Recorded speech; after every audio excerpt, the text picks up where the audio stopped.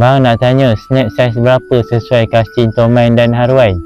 Baik, sebelum saya jawab soalan ni, yang belum follow, bantu follow dulu, like, komen and share. Sudah? Terima kasih. Fungsi snap ni apa?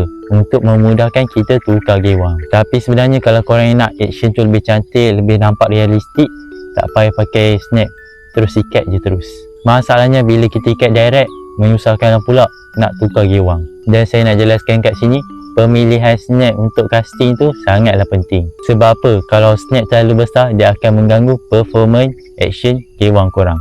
Sebagai contoh, rupa ni, kalau saya pakai snap terlalu besar, pasti dia akan mengganggu performance bila bermain di atas air dan menyebabkan korang mengalami kekumpauan. Berbalik kepada soalan, pada pendapat saya, mungkin orang lain ada pendapat lain.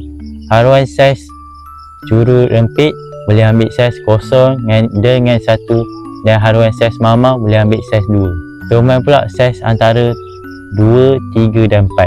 Dan ada juga yang tanya, bang, saiz 3 boleh tak main untuk Toman dan Harwan? Bagi saya okey je, asalkan performance gewang korang tu tak terganggu, dapat main action tu elok, boleh je. Jadi sudah anda belajar sesuatu? Sila komen.